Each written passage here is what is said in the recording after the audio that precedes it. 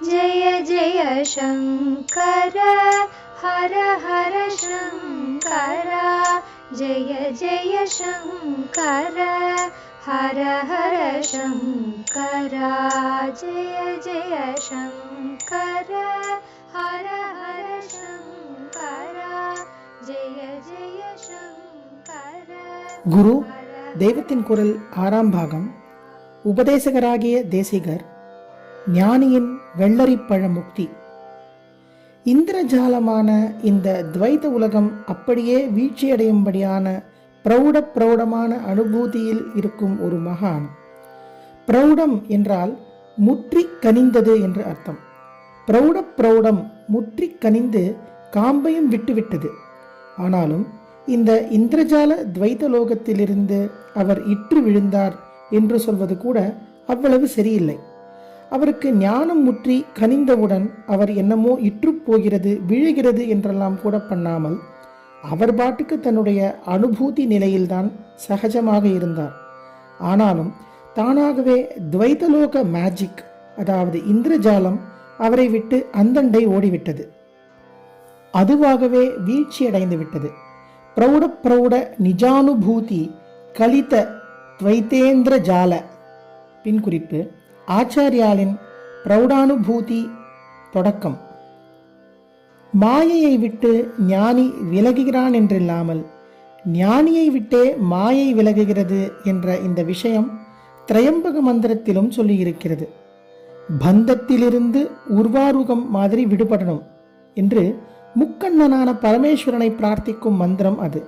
பின்குறிப்பு: ரிக்வேதம் மண்டலம் 7 59.12. பந்தம் என்பது சம்சார மாயை, அதுதான் துவைத இந்திரஜாலம். உர்வாருகம் என்பது வெள்ளரி.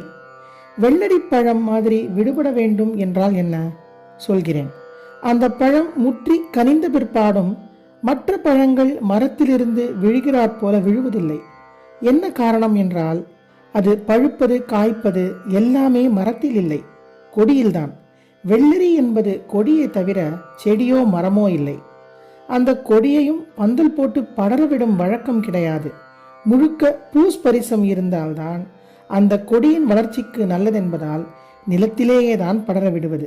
அதனால் என்னவாகும் என்றால், ஒரு வெள்ளரிக்காய் நன்றாக கனிவதும் நிலமட்டத்தில்தான், உசரக்க ஒரு கிளையிலோ பந்தலிலோ இல்லை.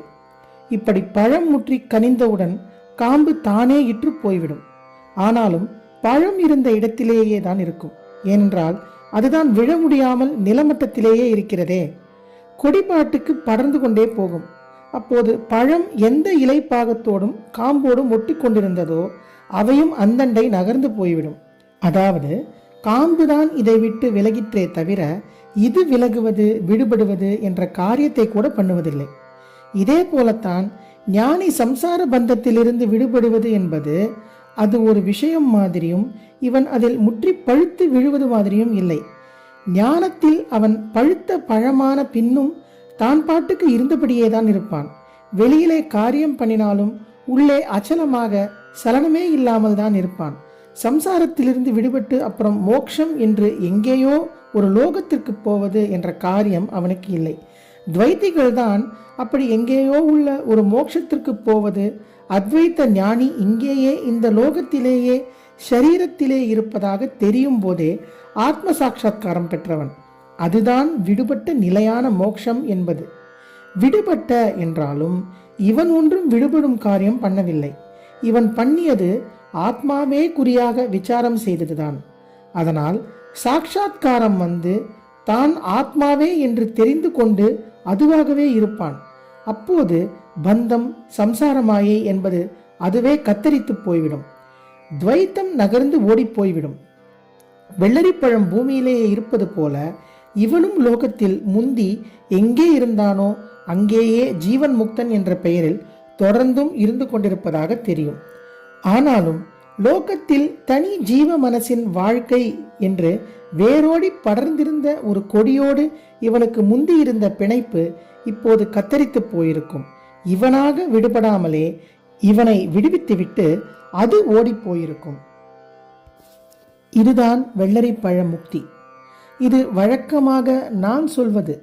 இதை கேட்டுவிட்டு இதற்கு மேலேயும் ஒரு வித்வான் ஒன்று சொன்னார். ஆனால் மேலே என்று இதோடு சேர்த்து கொள்ளும்படியாக அவர் சொல்லவில்லை. நான் சொன்ன மாதிரியே வெள்ளரிப்பழ முக்தி என்பதற்கே இன்னொரு வித எக்ஸ்பிளனேஷனாக அவர் நினைத்து வந்ததைத்தான் சொன்னார். அது என்னவென்றால், பழுத்த பழமாக இருந்த இடத்திலேயே கிடக்கும் வெள்ளரி அப்புறம் ஒரு நாள் படால் என்று வெடித்து என்ன ஆச்சு எங்கே போச்சு என்றே தெரியாமல் போய்விடுகிறதல்லவா. மற்ற பழங்கள் மாதிரி அது அழுகி துர்க்கந்தம் பிடித்து புழுத்து அற்றுப்போவதில்லையோ இல்லையோ. அப்படித்தான் ஞானம் என்பது ஒரு ஃப்ளாஷில் வந்த உடனேயே மாயை அப்படியே பட்டென்று வெடித்து போய்விடுகிறது.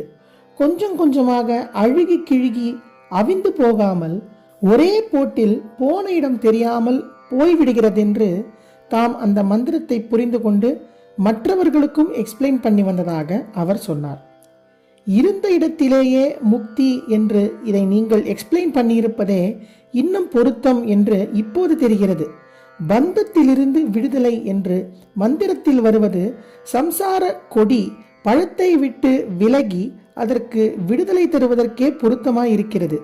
பழம் வெடிப்பதை விடுபடுவது என்பது அவ்வளவு பொருத்தமாகத்தான் இல்லை என்றார். அவர் அப்படி சொன்னாலும் எனக்கு அவர் நினைத்து வந்த விளக்கத்திலும் பாயிண்ட் இருப்பதாக பட்டது. சித்தே யோசித்து பார்த்து நான் சொன்னதை அப்படியே வைத்துக்கொண்டு அதற்கு மேலே அவருடைய அடிப்படை பாயிண்டை வெள்ளரிப்பழம் வெடித்து போய்விடுவதை வேற மாதிரி அர்த்தம் பண்ணி சேர்த்து நான் சொன்னது ஜீவன் முக்தி, அவர் சொன்னது அதற்கப்புறம் வரும் விதேக முக்தி என்று கம்ப்ளீட் பண்ணினேன். லோகத்தில் ஒருத்தன் இருக்கிற மாதிரி தோன்றும் போதே ஞானம் வந்து மாயை விலகி தனி மனசின் வேலை அடங்கி போய் ஆத்மானுபவத்தில் இருந்து கொண்டிருப்பதுதான் ஜீவன் முக்தி. லோக மாயை இவனிடமிருந்து அப்போது கத்தரித்து போய்விடுவதைத்தான் வெள்ளரி கொடி பழத்திலிருந்து கத்தரித்து கொண்டு ஓடுவதற்கு ஓமித்தது. அதாவது என் எக்ஸ்பிளனேஷன். இப்படி லோக மாயை போனாலும் அந்த ஜீவன் முக்தனுக்கு சரீரம் இருக்கிறது. அவனுக்கு சரீர பிரஜை இல்லாவிட்டாலும் நாம் பார்க்கிறதற்கு சரீரம் என்று ஒன்று தெரியத்தானே செய்கிறது. பிராரப்த கர்மா தீர்கிறவரை அதன் பலனாக பல பேர் அவனை பூஷிப்பது, தூஷிப்பது, வியாதி வக்கைப்படுவது, நல் ஆரோக்கியம் காண்பது முதலானவற்றுக்கு ஆஸ்பதமாக அந்த சரீரம் இருக்கிறது. மனசிலே அவன் இவற்றுடைய நல்ல கெட்ட பாதிப்பு எதையும் அனுபவிக்காவிட்டாலும் கர்ம தர்மத்திற்காக அந்த சரீரமாவது அவற்றுக்கு டார்கெட்டாக, அதாவது இலக்காக பிராரப்தம் தீர்ந்து முடியும் வரை இருந்து கொண்டுதான் இருக்கும். ஞானி பிராரப்தம் பற்றி வேறு அபிப்பிராயங்கள் இருந்தாலும் பொதுவான அபிப்பிராயம் இதுதான். அதையே வைத்துக்கொண்டு சொல்கிறேன். கொடியிலிருந்து பிரிந்த பின்னும் வெள்ளரிப்பழம் தன்னுடைய ரூபம் இருக்கிறபடியே இருப்பது போல லோகபந்தம் போன அப்புறமும் ஜீவன் முக்தன் ஒரு சரீரத்தோடு இருந்து கொண்டிருக்கிறான். பிற்பாடு ஒரு நாள் அவனுடைய பிராரப்தம் முழுசாக தீர்ந்து போகும் நாள் வரும்போது அவனுடைய சரீரம் மரணமடைகிறது.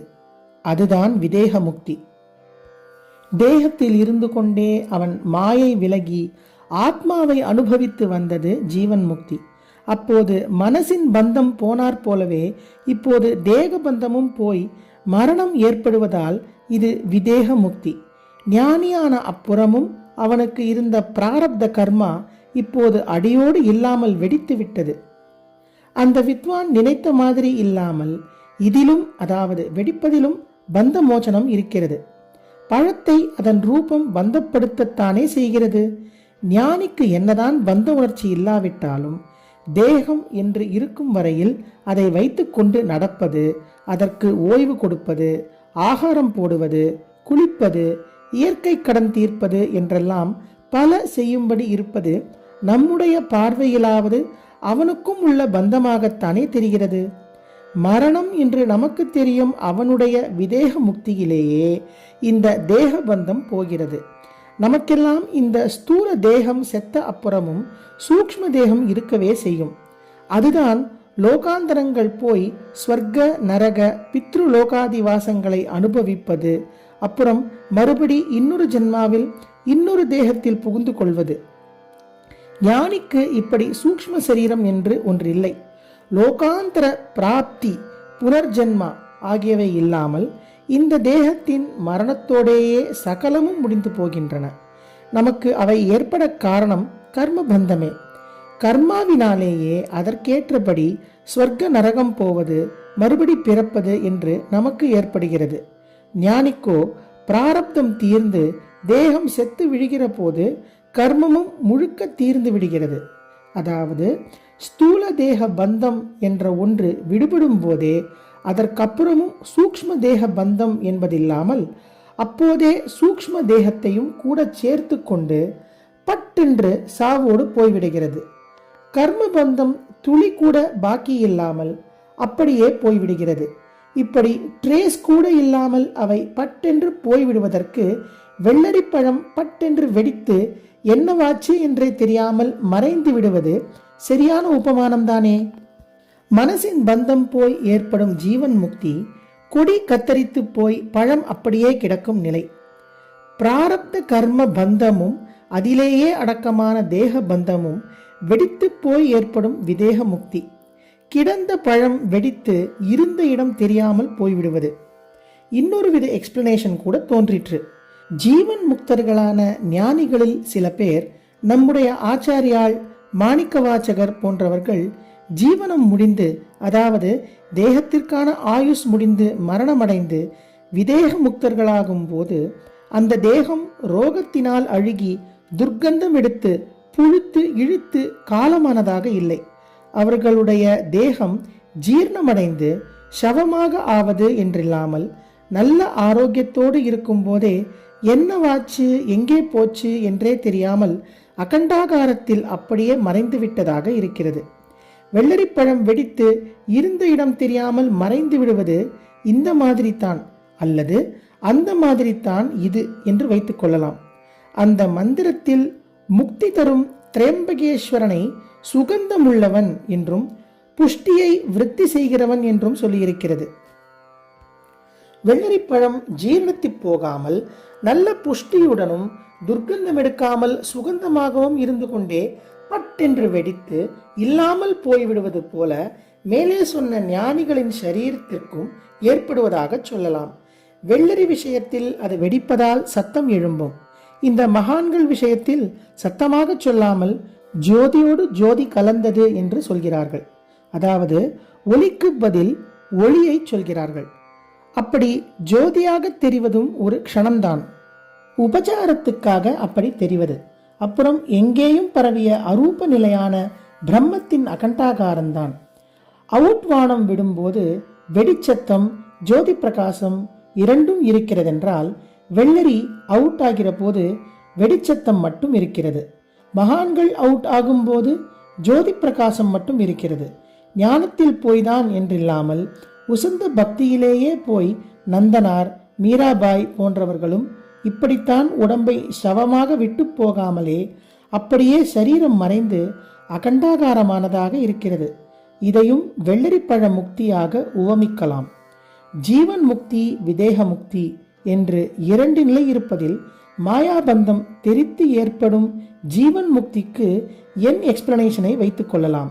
அதற்கு மேலே சில மகா ஞானிகள், மகா பக்தர்கள் விஷயத்தில் ஏற்பட்டுள்ள விதேக முக்திக்கு உங்கள் எக்ஸ்பிளனேஷனை வைத்துக் கொள்ளலாம் என்று அவரிடம் சொன்னேன். பந்தயத்தில் பிரைஸ் வைத்தால் சில சமயம் 2 பேர் ஜெயித்ததாக தீர்ப்பு பண்ணி 2 பேருக்கும் அதை பிரித்து தருகிறார்கள் அல்லவா? அப்படி எங்கள் 2 பேருக்கும் பிரைஸ் கொடுத்து கொண்டேன். ஜெய ஜெய சங்கர, ஹரஹர சங்கர, மகாபிரிவா சரணம். जय जय शङ्कर हर हर शङ्कर जय जय शङ्कर हर हर शङ्कर जय जय शङ्कर।